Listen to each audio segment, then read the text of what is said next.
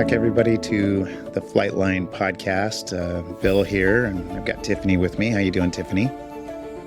Good, Bill. Good to see you. It's good to see you. It's been so long. It's been so long. No, we got together, of course, a few times at Oshkosh while we were there this past week, and I know that we're both exhausted and trying to get back into the swing of things in our normal lives. But we had a great time at Oshkosh. We did a bunch of different things. We did a couple things together, and we've got a lot of ideas and content coming your way.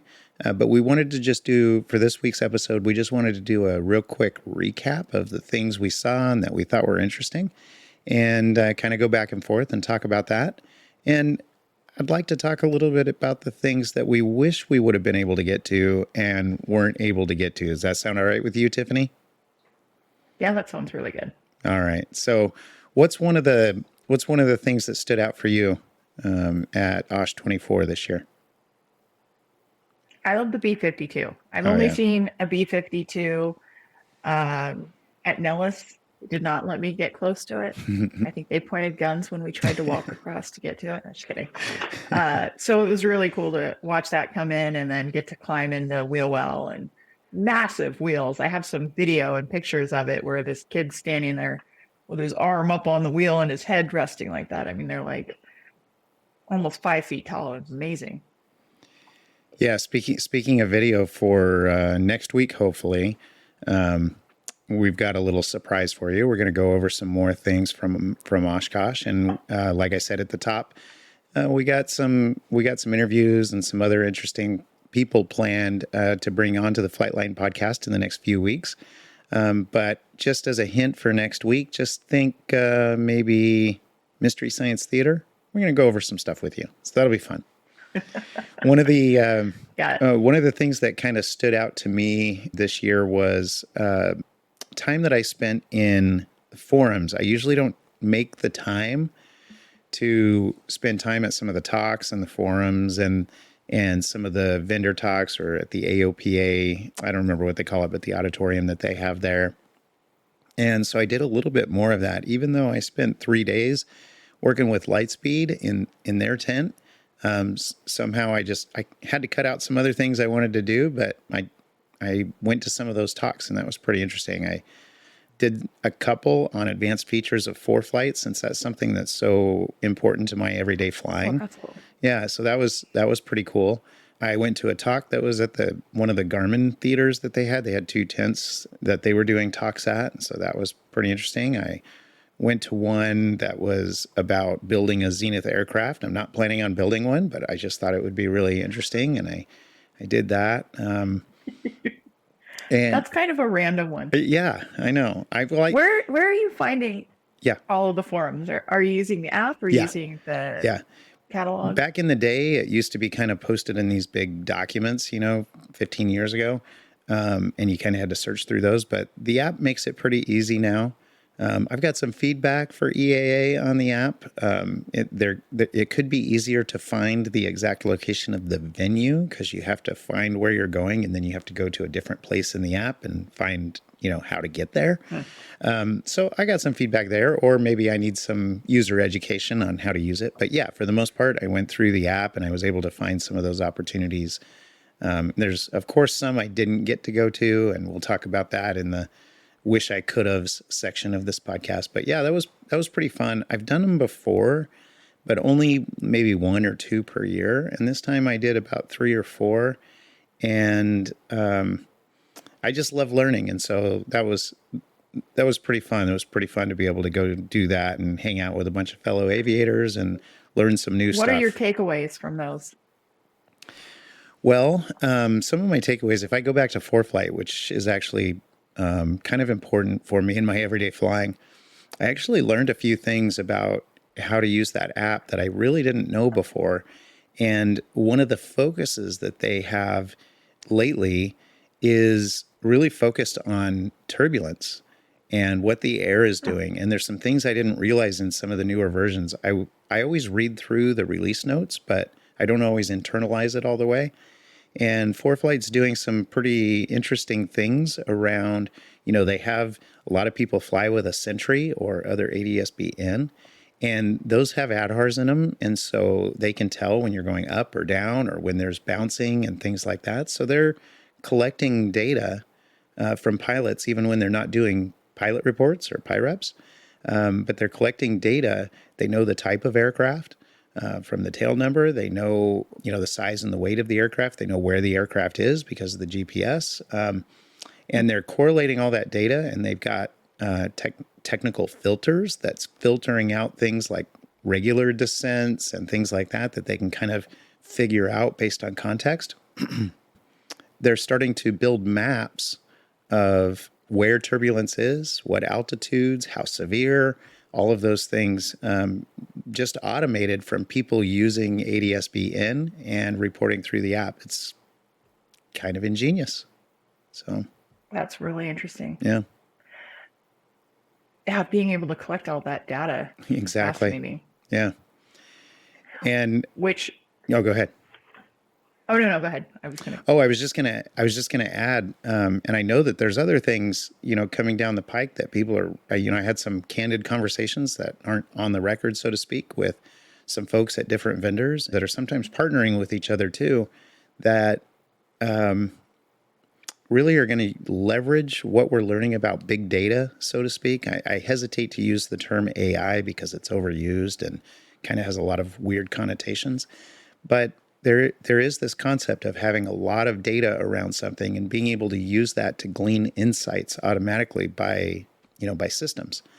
And I think there's some really interesting stuff that's going to be happening in aviation, using big data. And it'll be fun over the next few years to kind of see how people innovate and take the amount of information we have at our fingertips and how we glean usable data from that, and use it in the cockpit. So it's pretty cool time to be engaged in general aviation for sure. Yeah, and with the data, when we met up a couple of times and you were telling me about some of the interesting booths that you had seen. It's like the data kind of ties into the AI as you were talking about. Mm-hmm. And I think that you found two really interesting companies that are using AI to further general aviation. Yeah. And we're going to bring some more in-depth interviews with both of those. One of them is a company called Aerosys, but if anybody went to Oshkosh, you probably would have seen advertising everywhere, including in the bathrooms, I noticed. Yes, I did notice that. Where they were saying, talk to me. Wait, I'm not sure how I feel about QR codes in the bathroom. Right, because you got to get in the stall. Because you got to get the old camera out. That's not really the place you should be opening up your camera or holding up your phone. I agree with you there. You probably would have seen them as Talk to Goose. So we're going to be sitting down with Mark Hahn, who's the CEO and founder, in the next couple of weeks, and we'll bring that to you as part of the Flightline podcast. So that'll be really interesting. And that one is really about a digital co-pilot. I know, again, some people might call it AI. It's really kind of a bunch of preset up data and a language model to allow allow us to use our device that we're already using probably for ForeFlight or some other EFB, be able to use that device to also remind us of things, switching tanks, time to do a checklist, and even run through the checklist for you audibly like a pilot would.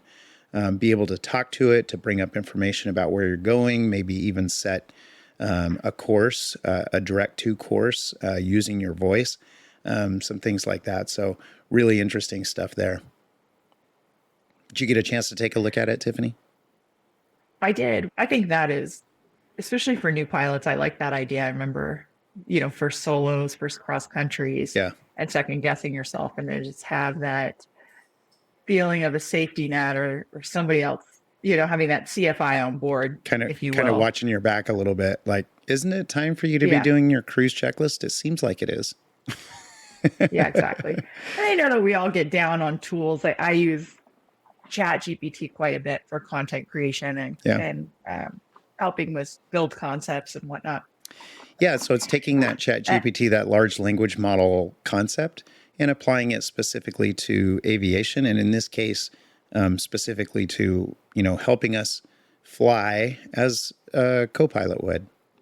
So Yeah. yeah, if you are single pilot, why not have somebody helping you? Now, obviously, I have some skepticism as well, so that'll come out in our interview, and I've already talked to Mark about that, and he's all for it. He wants to talk about. It's not that I'm skeptical about the overall product, but I think we need to learn a lot more, and of course, we need to train a lot more with some of these things, in my humble opinion, before we can just go out there and fly and rely on them.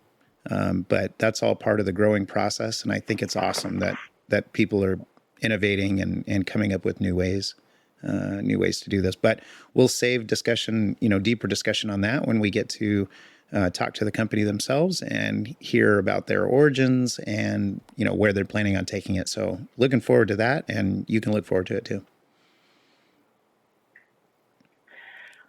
Trying to think if there was anything else that was really interesting in the exhibit halls. It's usually the same stuff every year, but it's kind of a wonderful sense of familiarity to walk through and know where everything's at. Yeah. I visited my buddies over at Hooker Harness. They have good swag, great product. Yeah. Cool. Did you see, here's a fun one. Did you see the Elvis Jet motorhome? Oh, I did. And I was watching it on YouTube. Yeah. So there was about 2 or 3 art cars that I'm going to call them art cars. Yeah. That they had on site, which was really cool. There was I saw the St. Louis one. Driving around. Did you see that one? Yeah, I saw a couple of gals like riding on the stubby wings, riding around on the car. That was pretty funny. What else did you see as far as art cars go? I think that was it. However, I do have an art car that I will be trying to bring next year. Oh yes, I've heard about this. I can't wait to see it in person. Yes. Maybe I'll get to see it. It's not mine. It's my friend's. Yes, yes. But I will be on the mission to get that there. Sweet. The art cars are great. It's just a fun way to be walking around and feel like you can engage differently. We did run into somebody with an art couch over near the SOS tent.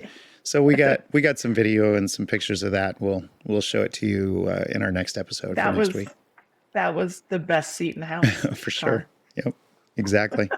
So yeah, back to the Elvis Jet. So if you haven't seen that, it's being showcased on a YouTube called Jimmy's World. So Jimmy has purchased an old jet that was never going to fly again that happened to have belonged to Elvis, and the inside was so pristine that they didn't have to restore anything. They just had to clean it up. And so it's like a little time capsule, and he didn't want to get rid of that time capsule. So he turned it into a motorhome. He put it on a motorhome chassis, took the wings off, of course.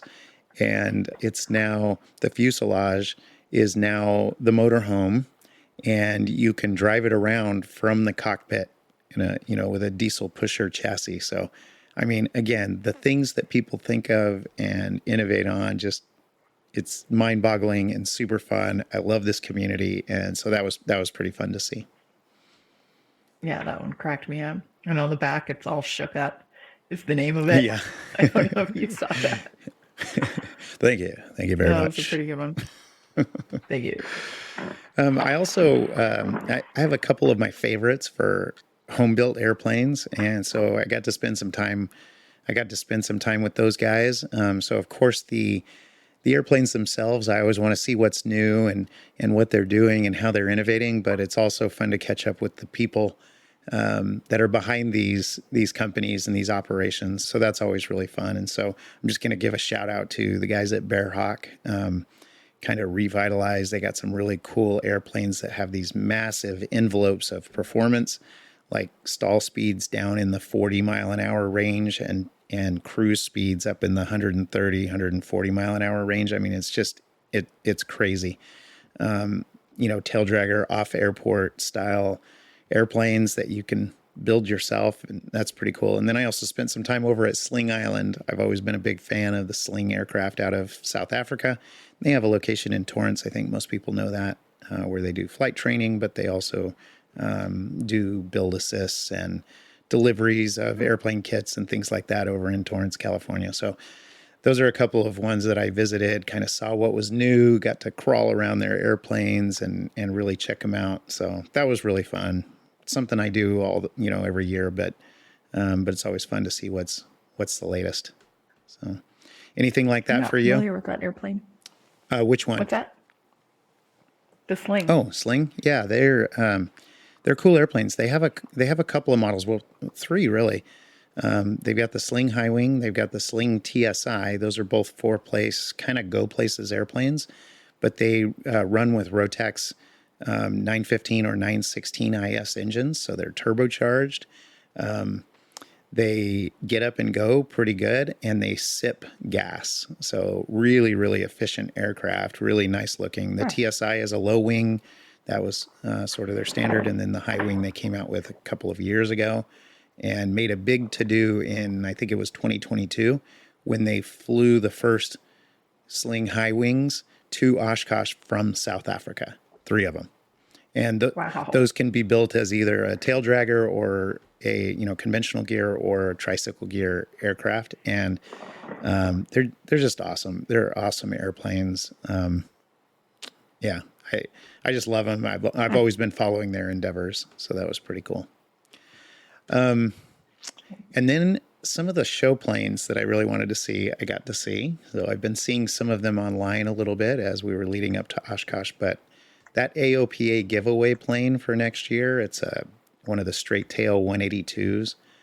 Oh my gosh, I'm just in love with that airplane. It's got like a teal paint job that was inspired by their first magazine cover, I think back in the 50s, of a 182 just like this one, same model. And so they redid that paint job. It's like teal and black and white, and it's gorgeous. And the yoke is teal. The inside is all redone. They did avionics out here in Mesa, Arizona, where I fly at Falcon Field. And so my son was actually flying one day a couple of weeks ago and saw it out on the ramp right before they flew it back to Oshkosh.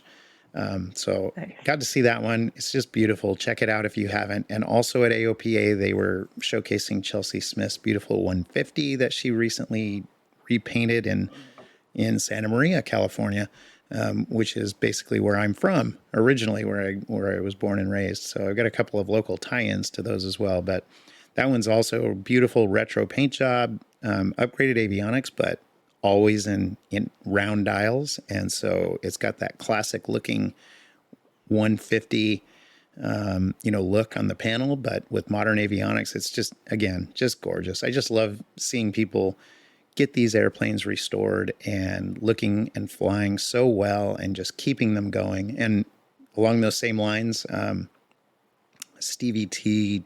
Treisenberg, I think, she had her 140A, Cessna 140A on display over at the Garmin tent. And that was also gorgeous. The old tail dragger 2-seat airplanes, just same thing as Chelsea's, just really classic looking, but modernized and upgraded and updated. Just really gorgeous. I know my middle son, who's also a pilot, he became a pilot last year. He loves that plane and was looking at some of the pictures and some of the videos, and was noting how he just loved the nose of that airplane. I got to thinking later, I'm pretty sure he was talking about the airplane and not Stevie, but it could have gone either way, because you never know, young guy. But yeah, it was fun to kind of see some of those airplanes that I've been following and watching, and see them up in person. And sure enough, they were gorgeous as ever. So I just love seeing what people can do, So Yeah, I do too. In the Warbirds area, it's really neat when you go down there and check out what people have going on. My friend has a T-34 that he purchased and pretty much brought it back down to bare bones and had it rebuilt. And it pretty much takes first in class every year. We flew to Oshkosh a few years back, and he had these Oregon Aero seats that were more comfortable than a couch. He's got the T-34 has got the bubble canopy, so it gets hot, but he has the vests that circulate the water going through it, and then the ice chest where the cold water lives goes into the back, and this fabulous. The Fabulous portable trip. air conditioning. Yep. Love it. Yeah, it was so nice. Yeah, well, I Absolutely. got to There's so much love. I got to meet him, but I never got to see the airplane. So we'll have to go take a look at that next year That's when because we're he out was there. barbecuing I steak in know. Warbird, It was delicious. Yep. which, It was which I awesome. think was pretty much the gist of my trip. I got there on Tuesday or Tuesday evening, and then left on Saturday. And the whole trip was just meeting up with friends and connecting and watching the night show and making more friends. And our top 5 must do's in Oshkosh, or hacks, if you will. I think I nailed all of them. So there was night 1, went to Pete's Garage for dinner. And one thing about Pete's Garage is it's because everybody must have heard our podcast, because it is It was packed, definitely right? a popular place. In fact, it's so popular that EAA asked Pete, "Hey, why don't you become a vendor at Oshkosh?" And he has probably the biggest, for first year, it's probably one of the biggest, I don't know what you call it, eating locations, They vendors on site. Yeah, they were doing the concession for, what was it, Hangar D. They're Yeah. on the southwest side of the grounds, and yeah, very prominent spot for sure, especially for a first time vendor, And like you said.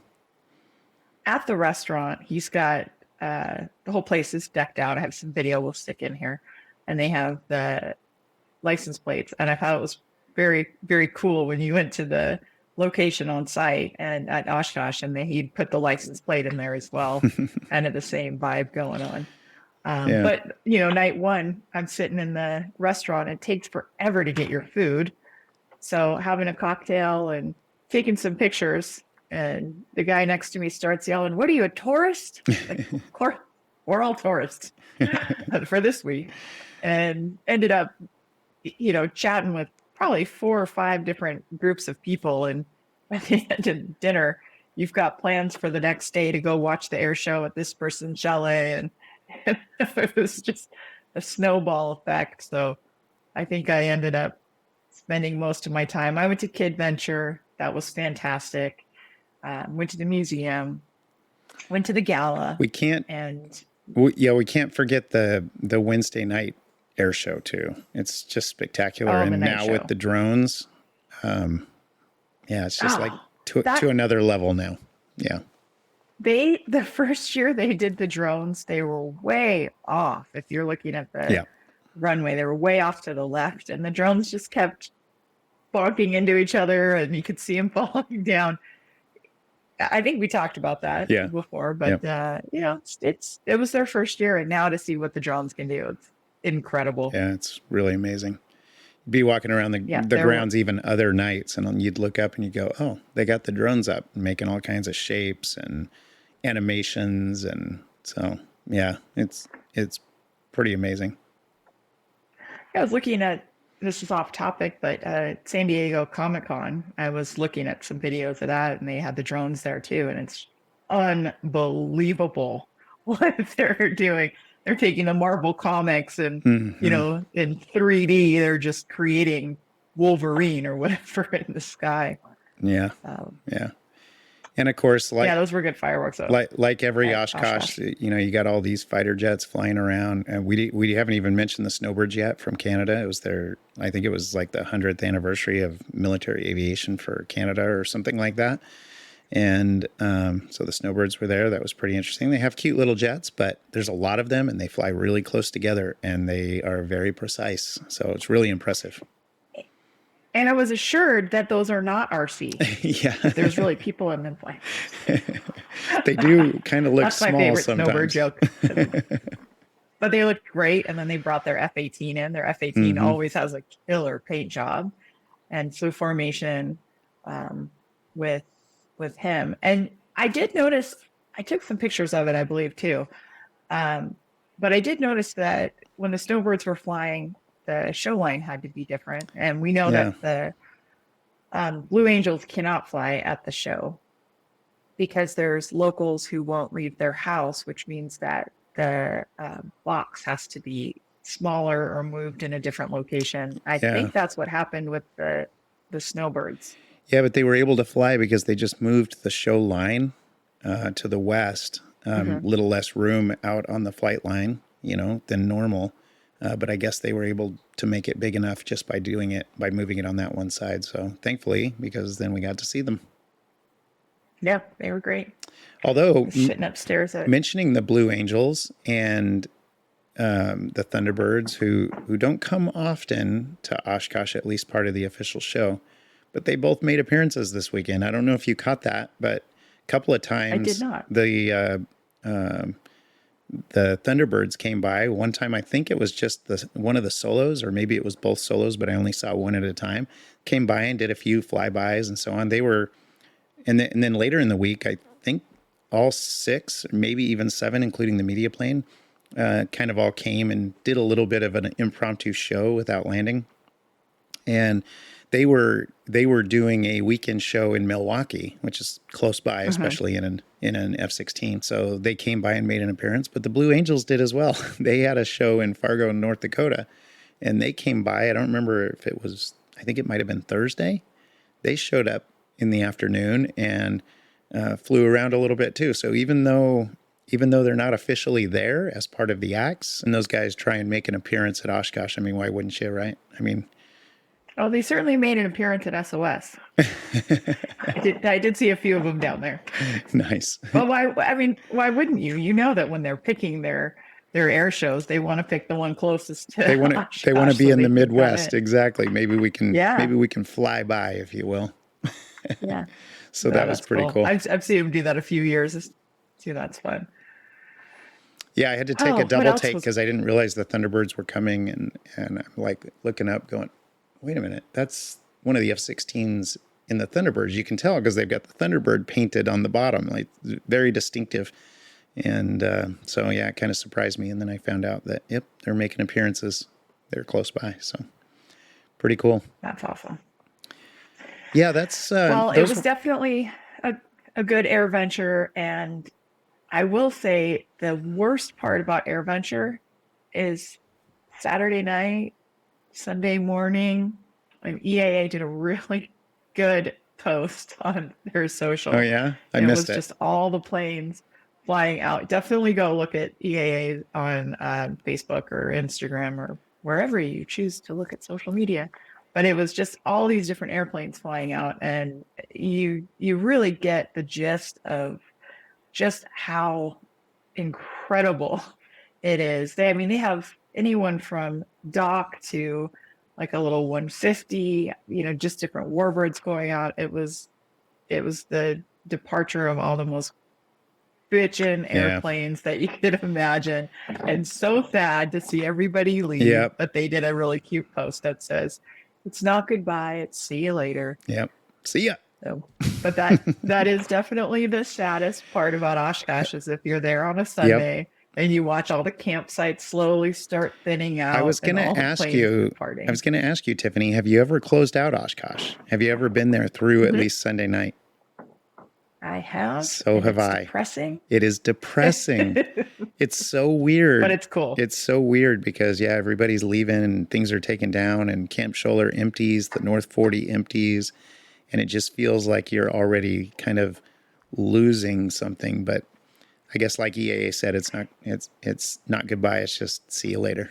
So it's like you're the last one at the party. Yeah, exactly. But that's why we love it because, yeah, they're cool airplanes flying away, but it's the people flying away in them that we miss. And always look forward to getting back together, next year at Oshkosh. It's such an amazing family of aviators and enthusiasts that get together. And my wife calls them my all the friends I meet up with. She calls them my imaginary friends because most of them she hasn't met, which I think is kind of funny. But yeah, I always can't wait to meet up with my imaginary friends at Oshkosh every year and any time that we can get together. And that's really what it's about.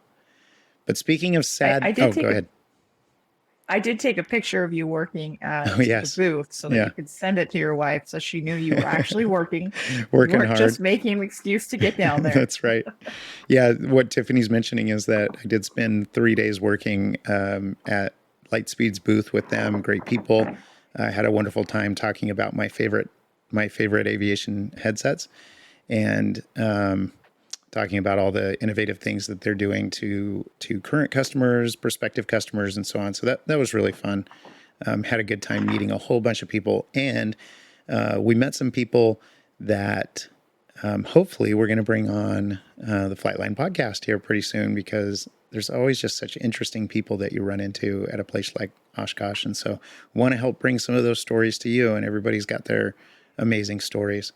But speaking of the sad, Sunday afternoon, everything shutting down, were there any things that you wished that you could have gotten to that you didn't at this Oshkosh? Because I've got a list. I've been so many times that for the most part, I really enjoy walking around, looking at the planes, watching the show, catching up with friends, etc. Yeah. But did I miss anything? I don't know if I missed anything per se, probably because it's such a whirlwind. I know. I will say what I missed is being on site. This year, I was in a hotel the last couple of years in an Airbnb, and I did not make it on site until afternoon Yeah. each day, which was nice because you have air conditioning. I, get some work done in the morning, take some calls on the drive in.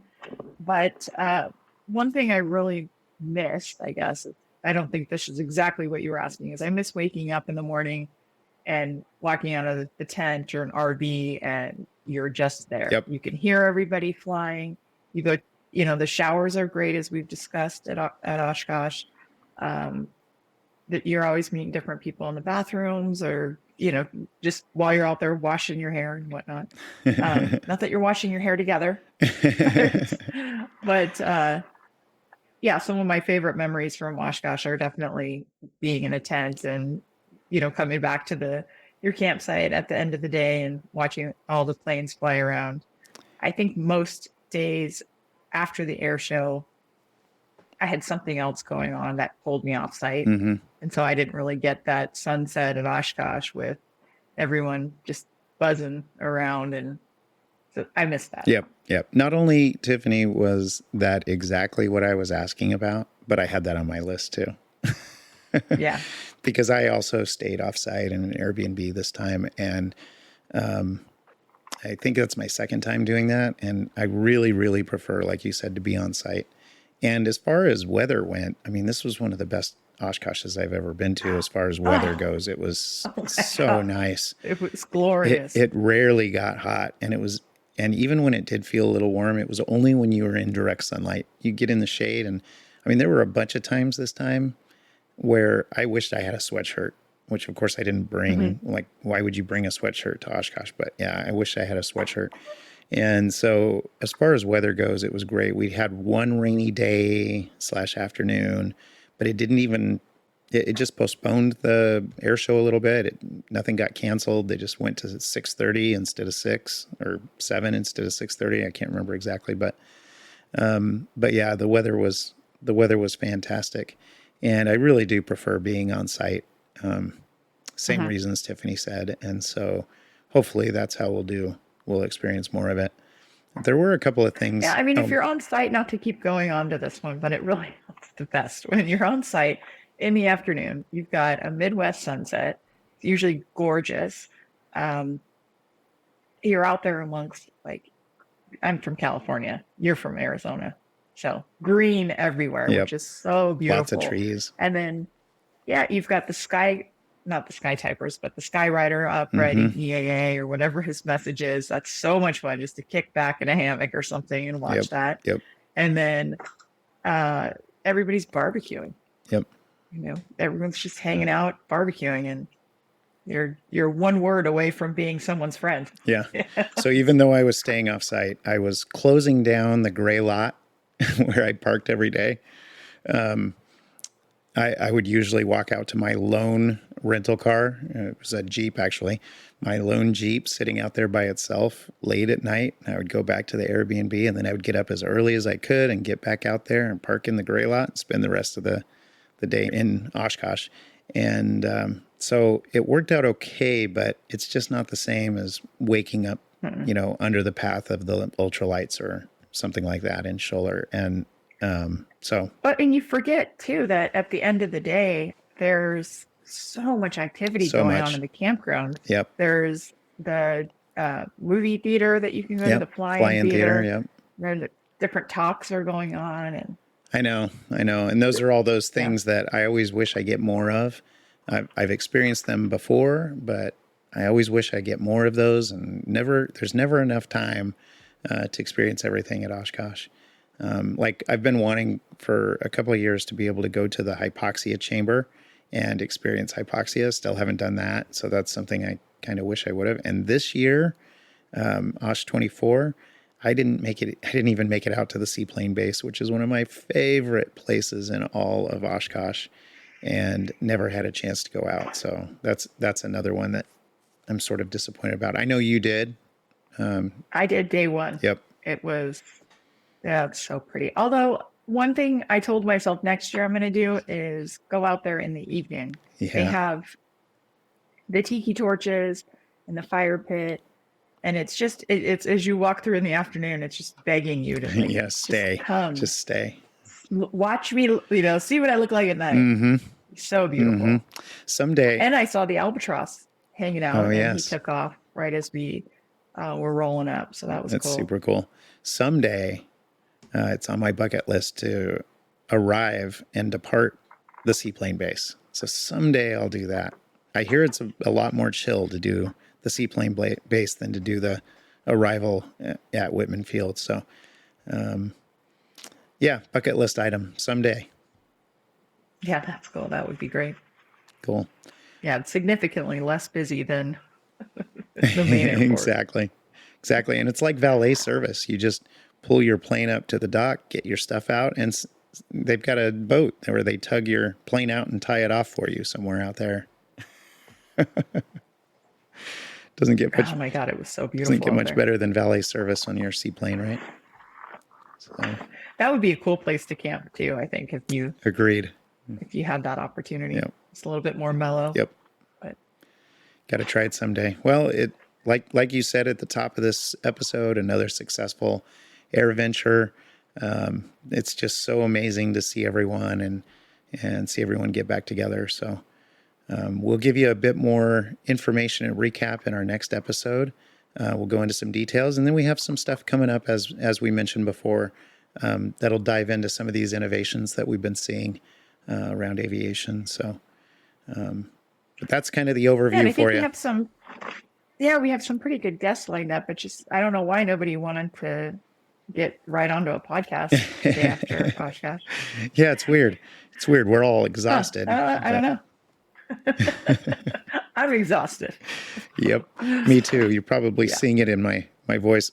I'm a little hoarse too, losing my voice from all the talking and everything that I did. So anyway, it's awesome. It's awesome to get a chance to spend a few minutes and recap with you, Tiffany, while it's all still fresh. And we'll get some more of this stuff coming out. That sounds good. I'm going to cut some video and share that as well. I think it was pretty successful. I got some bookstore video, so everybody knows what I'm talking about. Garmin tent video, so you know all the cool places to go. Although they weren't necessarily needed, but I did end up standing in front of the old air conditioner at the bookstore. That's a great spot. It's so cool, right in front of the vintage airplane area. And so you're just looking out, and they have like the old 1940 Fords sitting out there, some trucks, and all the old antique airplanes. So pretty awesome. Well, until next week's episode, we appreciate you guys watching and or listening, and we'll see you on the flight line later. Sounds good. Thanks for watching or listening. Bye, everybody. Goodbye.